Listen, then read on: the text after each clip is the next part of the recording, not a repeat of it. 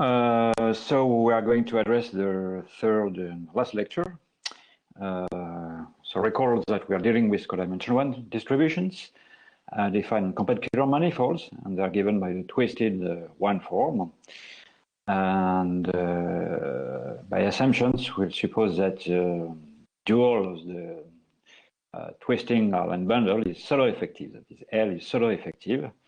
And under the assumptions that the zero locus of omega, the twist one form, is but under the assumptions that omega has no zeros of Codimension 1, this light bundle L can be identified with the conormal bundle of the distributions. So the fact that it's pseudo-effective can be translated as follows. There exists angular matrix, which locally can be read as hx omega equal the exponential minus phi, where phi is a plurality of harmonic functions, which is only locally defined. But what is globally well defined is the curvature form metric, which is the positive current, TH, whose phi is a local potential. And this current represents the first chain class of the conormal bundle of these distributions. I put H as a subscript, of course, because this current is not a priori unique and depends on the choice of the metric H. And recall also from part 1 that such a distribution is indeed involutive. And this integrability is a straightforward consequence of this identity, which makes sense in the sense of currents. That is d phi wedge omega equal minus d omega. Here I consider omega as a local. This is a local identity. Donc I regard omega as a local one form on realizing sets. And there are some consequences of this last identity, which essentially result from easy calculations. The first consequence is that we inherit a well-global defined 1-1 form, say eta h, which locally is written I exponential phi, omega wedge omega bar. And the previous identity implies that this form is closed. Well, it's closed in the sense of currents because exponential phi is not necessarily smooth functions. Nevertheless, from classical properties of plurality of harmonic functions, in particular the fact that plurality of harmonic functions are bounded from above, one get 1-1 form with locally bounding coefficients.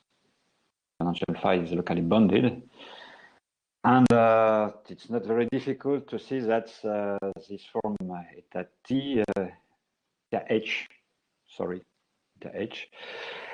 behaves like a smooth positive 1-1 form, semi-positive 1-1 form. In particular, it's the cohomology class defined by eta h is in the Néron-Sévry group is numerically effective, is nef. This means that it lies in the closure of the Keller cone as, of course, standard semi-positive closed 1-1 form.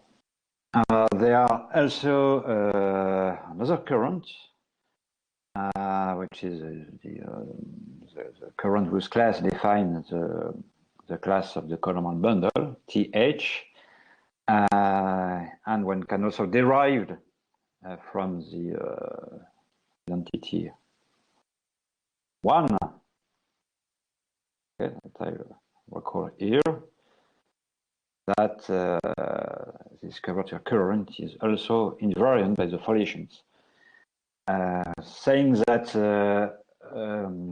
closed positive current is one current is invariant, means that if one takes the wedge product of TH by defining one form, the foliations, this is equal to 0. In particular, here is the first one form, eta H, is also F invariant.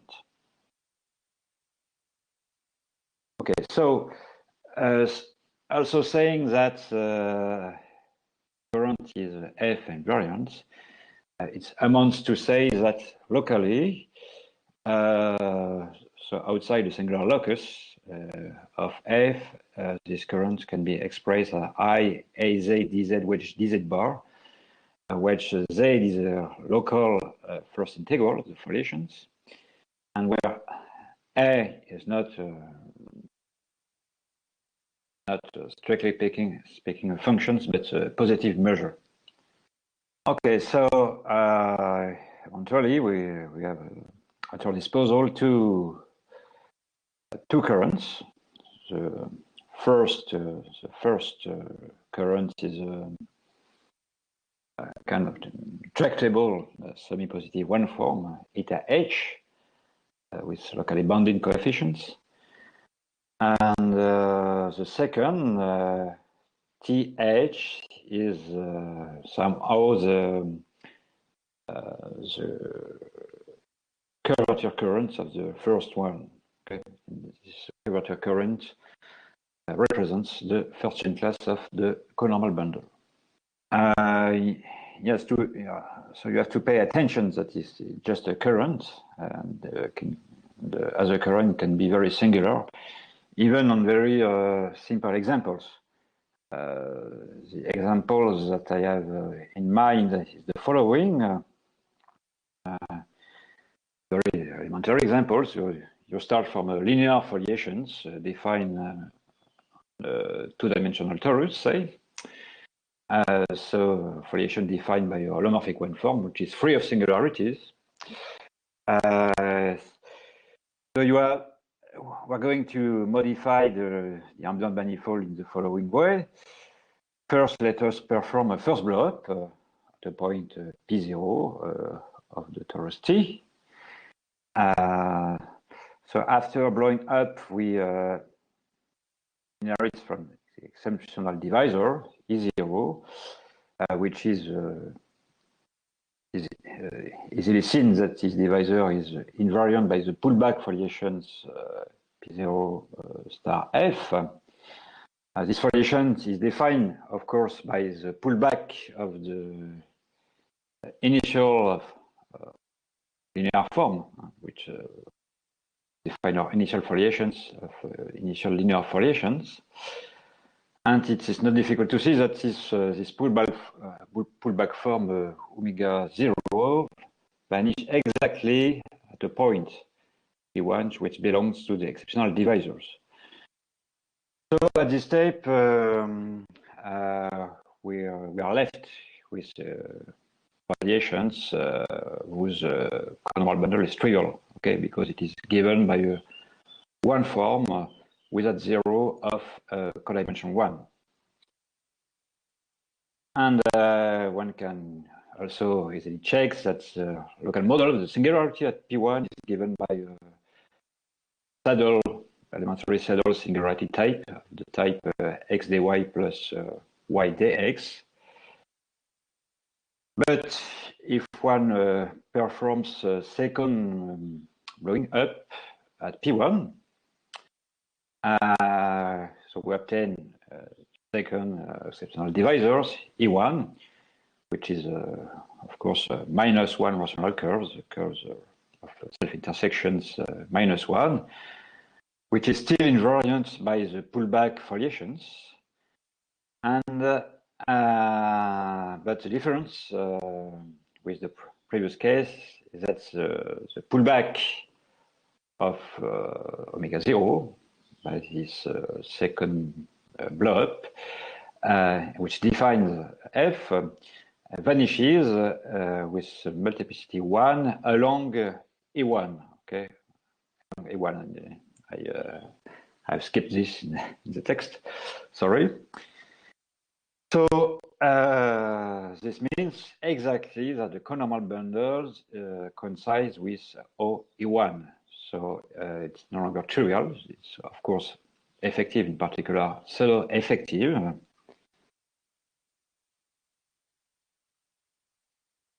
And this is typical situations where the class for the conormal bundle is pseudo-effective, but not numerically effective.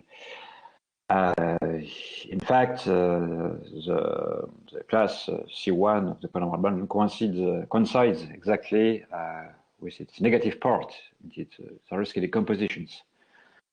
But I will not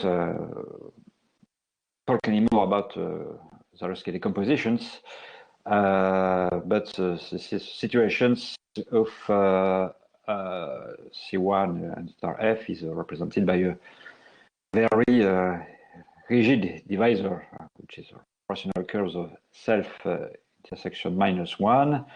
In particular, the only closed positive current which represents this class is nothing but the integration current on D. There is no other positive closed current representing this class.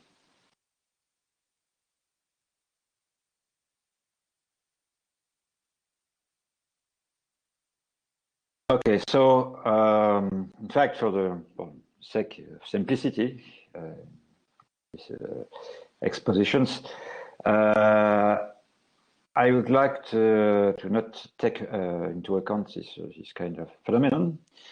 So I will assume that from now on, that the conormal bundle of the foliation is nef, which means that there is no negative part in its zero-scale decompositions. And moreover, I will assume that the first chain class of the conormal bundle is not zero. Indeed, when it is zero, we have seen previously in lecture 2, I guess, that the foliation is or up to a finite étale cover is given by a holomorphic one form, which and we know that such forms comes from the Albanese torus of the manifold. Okay, so we address the first part of the proof of the main theorem that I stated in the lecture 2. That I will recall later. So the first steps consist in exhibit a preferred metric on the conormal bundle, such that the curvature current of the eta h, okay, th, coincides, it's precisely equal to eta h, maybe up to renormalizations of the eta h. And this can be reformulated as follows. This is simply, this consists in simply saying that Laplacians of phi. So yes, you have to keep in mind that outside the singular locus, one can choose a local potential of t, th, such this local potential is constant on the leaves of the foliations. This results from the fact that this th is f invariant. So this quality makes sense, and because consider phi as functions of one variable z, which is the z which parameterizes the space, local space of leaves, and the previous equality can be translated in this one. So this means that locally the Laplacian of phi is equal to exponential phi. So it is exactly the equations which provides metric of constant curvatures equal to -1. So if we are able to construct such H, we inherit foliations with a transversally hyperbolic structure, like in the case of the tautological foliations on quotients of polydiscs that we have seen in the previous lecture. And this is indeed possible, and these constructions can be divided into 2 steps. So the first step is somehow purely right. It's Hodge theory. That in fact, one can observe that from the cohomological viewpoint, the class of TH and eta H coincide in the Néron-Savory groups, H11 XR. And this is a consequence of this identity. So, namely the fact that TH wedge eta H is equal to 0. Well, in fact, yes, you have to, of course, to pay attention because the wedge product of currents is delicate to define in general. But one can keep in mind that eta H behaves like a semi-positive 1-1 form. Well, anyway, it has locally bounded coefficients. So you can multiply a measure by your locally bounded functions. You end up with a measure. So it makes sense to consider the wedge product of these 2 objects, and it is equal to 0 because these 2 currents are directed by the foliations. And eta H has a very nice form. And from these vanishing properties, one can derive easily that the cup product of the corresponding cohomology class is equal to 0. Now, I recall also that eta H bracket is an F class, and that we have supposed also that, for simplicity, that the class of the conormal bundle is F. This means that the class of eta H of TH, sorry, is also F. So from this vanishing property, one can infer by Hodge index theorem that these classes are indeed collinear. So up to renormalizing eta H, one can suppose that they are equal, so at the cohomological level. So this is the first step.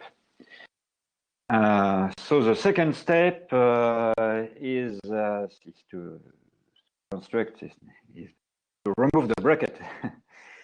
So of course it consists at choosing the adequate metric H, because this cohomological identity is true for any metric H. Indeed. Okay, so the strategy is the following. So the idea is one can easily reverse the constructions.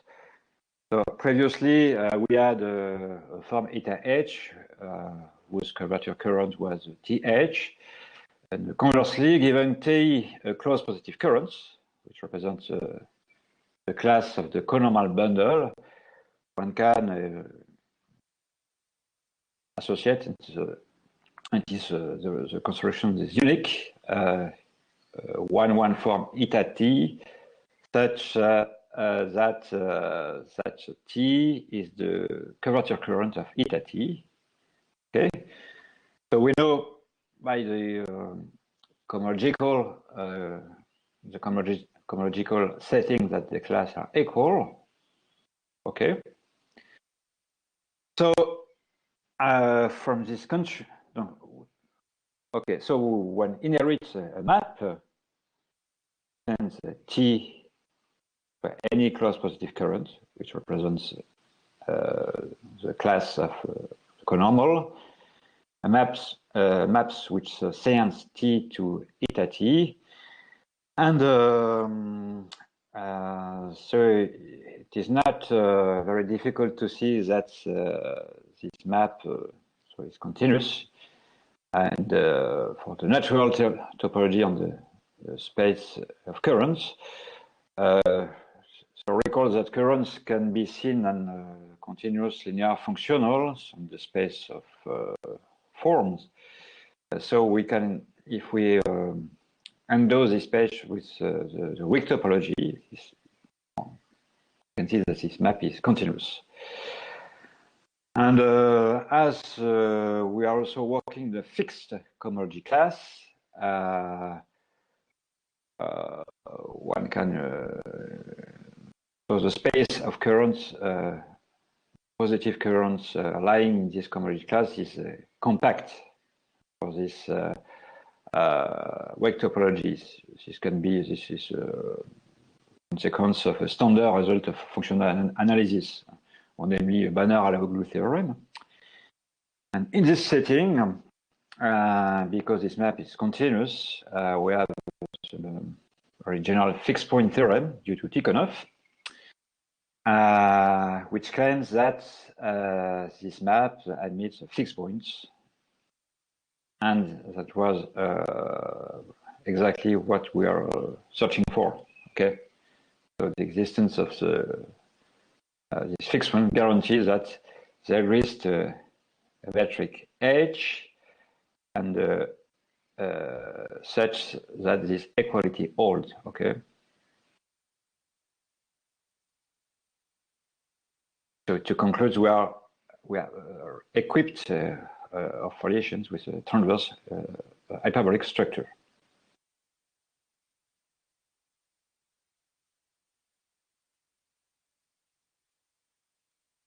And this is not also difficult to prove by applying the basic maximum principle that such a metric is unique.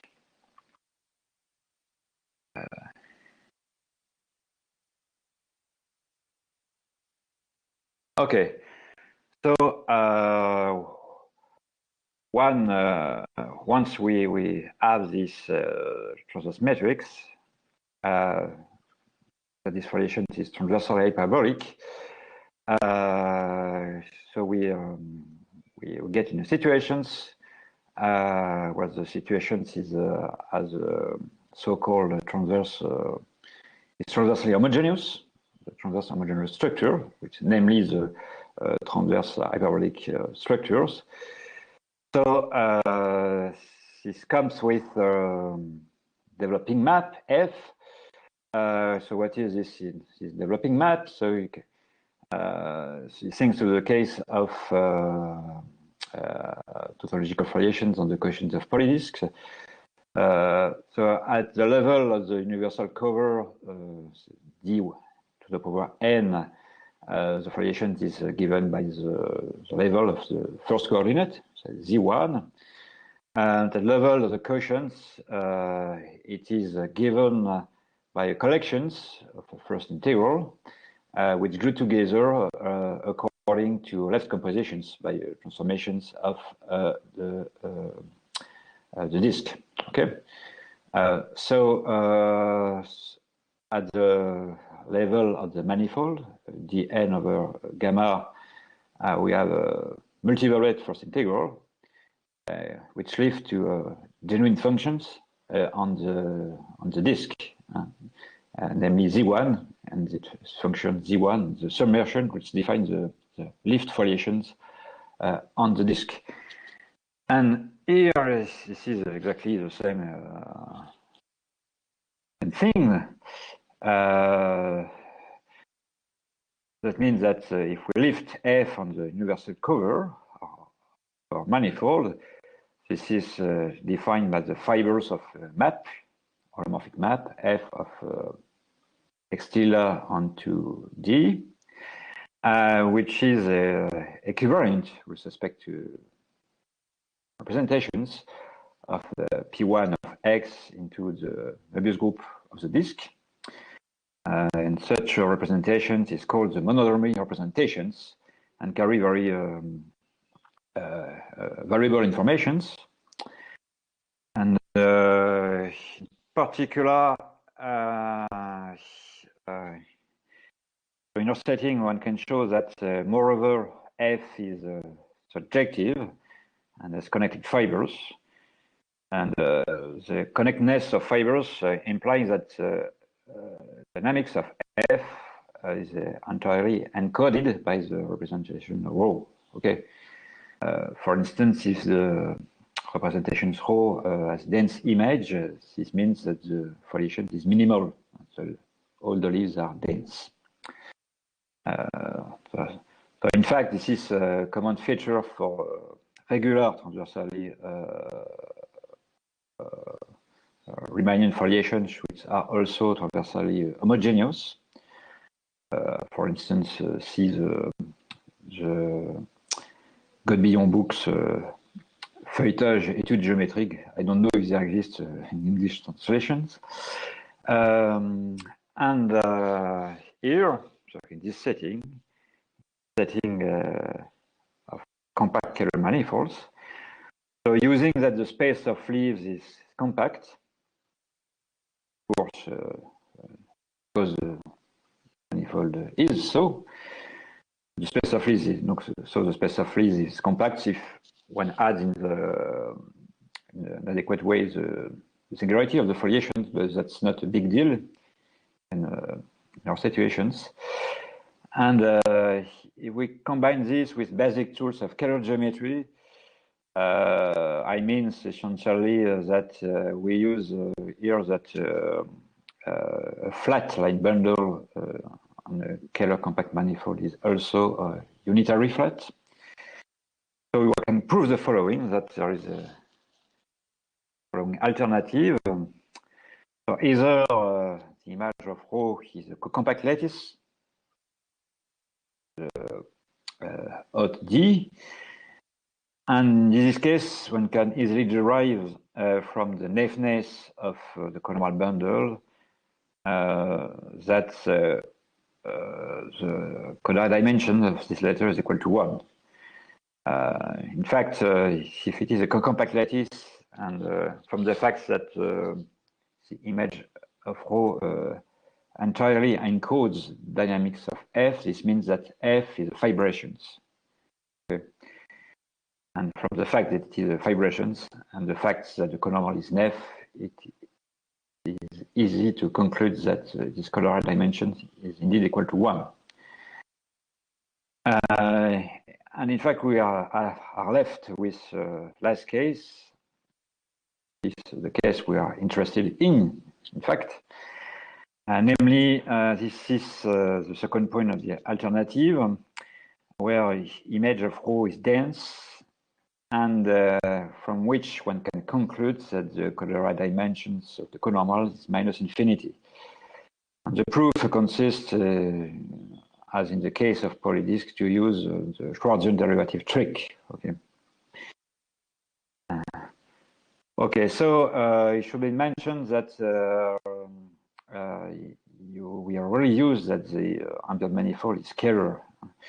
In fact, one can produce examples of transversally hyperbolic foliations, regular, on compact surfaces whose dynamics is intermediate between discrete dynamics and dense dynamics. For instance, such foliations exist on the in-way surface, and in this case, the closure of the leaves are given by codimension 1 real hypersurface. But this does not occur in the Kähler realm. Okay, so we're going to describe the last situations, namely this one, and the density of leaves, and which is indeed equivalent to the fact that the negativity of the codal dimensions. And we will also assume that X is projective in order to prove our main theorem.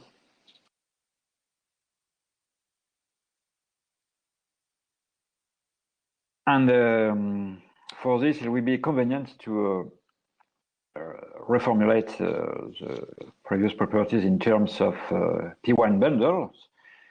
So remarks that from the representation, we can attach naturally a flat P1 bundle, which is defined precisely by rho. This means that this P1 bundle over X is simply the quotient of the universal cover x tilde of X by P1 with the following identifications. So this means we have diagonal actions of P1 of X into this space, and the quotient is the desired flat bundle. In fact, this diagonal action consists in on the left on x tilde to the actions of the covering group transformations, and on the right on the actions of the representations of the transformation of the disk corresponding by the representations. Okay, so the existence of F can be exactly translated. You relax and look thoroughly at these constructions. This is strictly equivalent to the existence of a sections X to these flat P1 bundles. Of course, one could only a priori construct a D-flat bundle, but D-flat bundle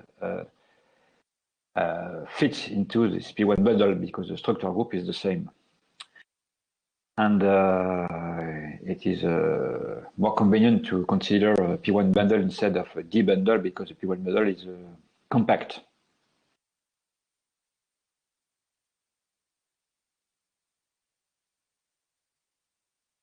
And we can also remark that the horizontal foliations and X tilde time P1 transverse to P1, vertical fibers, of course, descends on the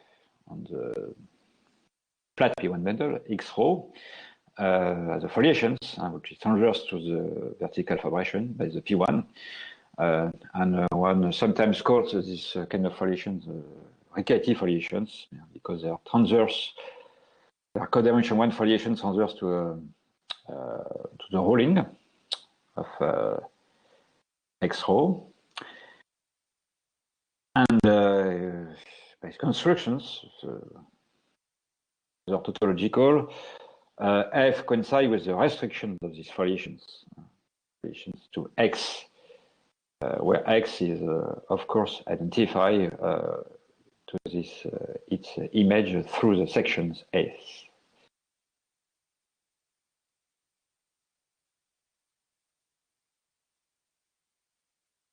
Okay, so I recall that we are left with foliations X projective, such that we have assumed for simplicity that the conormal is nef and non-trivial, and that the codal dimensions is the conormal is equal to minus infinity, and this is more or less equivalent to existence of transversely hyperbolic structures of F and such the corresponding representations, the corresponding monodromy representations as dense image. Okay, so I'm going to state and grossly proves the following lemma, and I will explain further why it is useful. So consider the following. So take, say, a curve, okay, and the representations of C, so P1 of C into the automorphisms of the disks.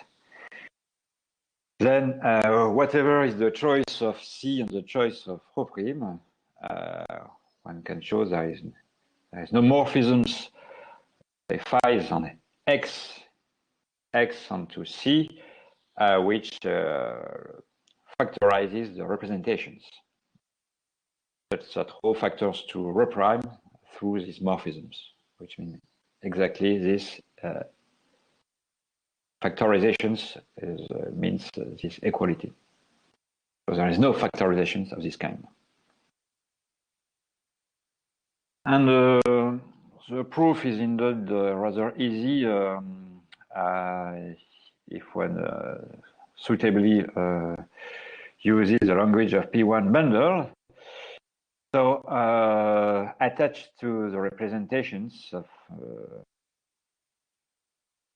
rho and rho primes, respectively, on P1 X and P1 C, one has a flat P1 bundle, the corresponding flat P1 bundle, over respectively X and C.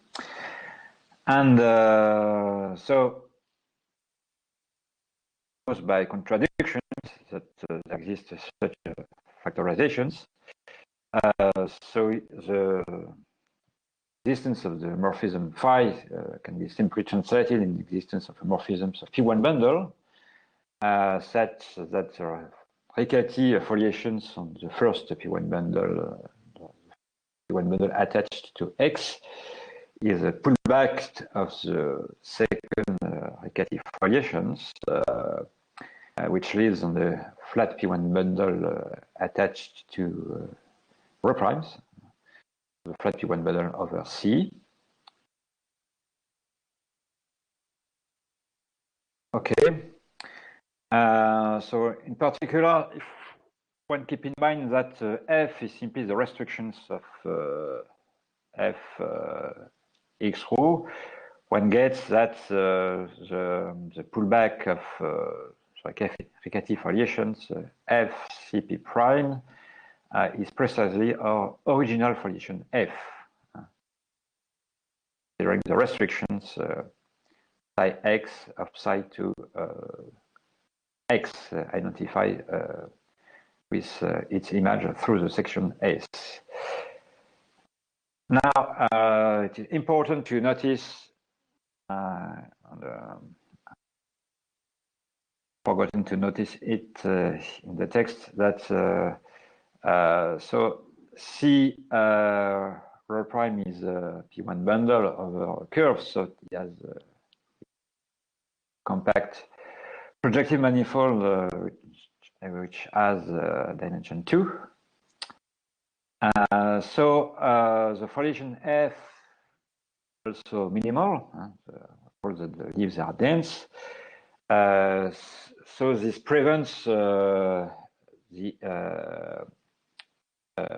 image of psi X to degenerate onto curves. Otherwise, you can easily see that the F would admit a rational first integral, which imply that the leaves of F are closed.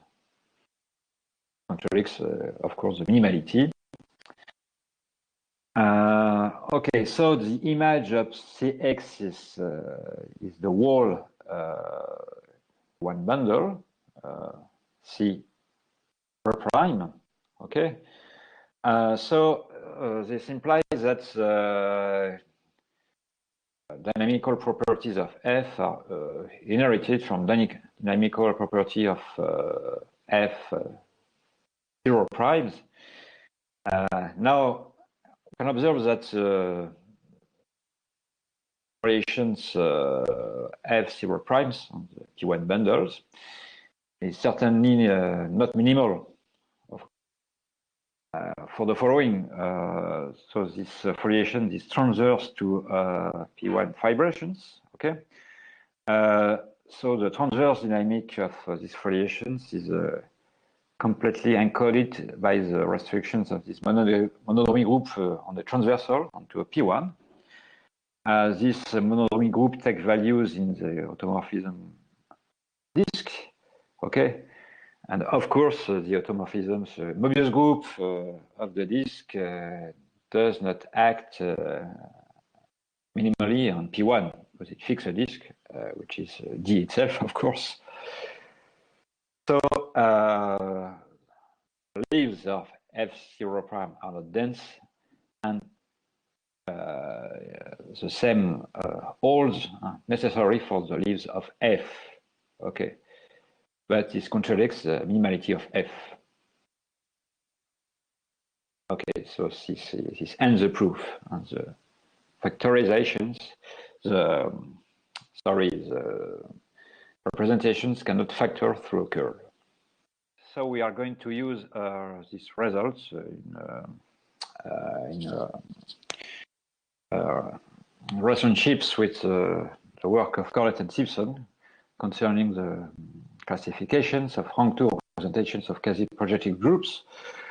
Well, I will not state precisely what is the result of Corlett-Simpson. I would rather talk about these implications in our setting. But in our context, this falls into the case studied by Corlett and Simpson.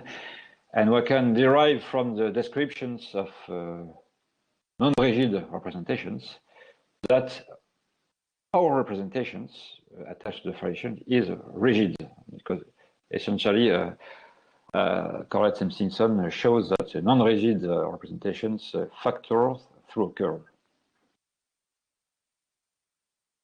And it is the second point where we still use the very impressive and deep work of Corlett-Simpson, the descriptions of the rigid case. And in the rigid case, this is exactly what one wants, more or less. So from Corlett-Simpson theorem, one can conclude that our representations of monodromy, of transversally hyperbolic foliations, factor through one of the tautological representations of the fundamental groups of coefficients of polydiscs. Here we are dealing with lattice which can have torsion elements. This implies that why we consider the orbifold P1 instead of the traditional P1, but it's not a big deal. And what do I mean by the highest tautological representations? Is exactly the representations defined by the monodromy representations of the one of the tautological foliations Fi's. So we have proved essentially our theorem, that is, that we have proved that F is a pullback of one of the tautological representation foliation, sorry, the coefficients of the polydiscs. So one has proved this if one takes into account the remarks or comments which follows, and these comments are the following. So of course we have considered here very simple situations, and just to enlighten the main ideas. So the situations where the conormal is numerically effective. So in general, it's not the case, and there is it's called a negative part in the Zariski decomposition of the conormal, which is supported by an H invariant divisors, and the metric, the hyperbolic metric, is likely to degenerate along H, and the monodromy representations attached to the transversely projective structure. This projective structure, this hyperbolic structure, sorry, is indeed defined outside H, and so the corresponding representations is a representation of the P1 of the complement of H in X into the Möbius group of disk. Okay.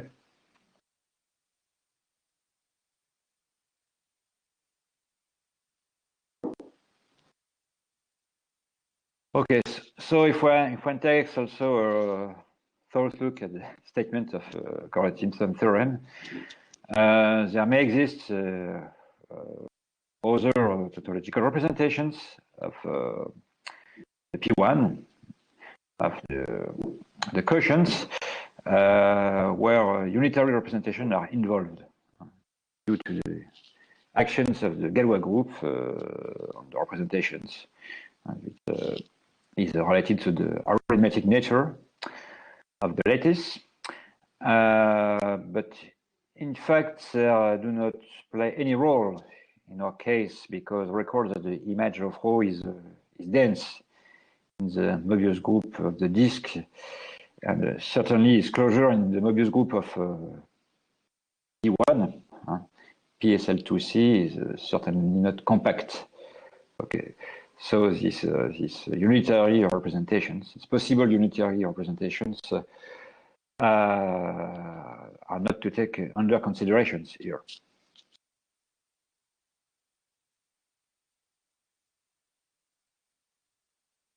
And third and last point, so I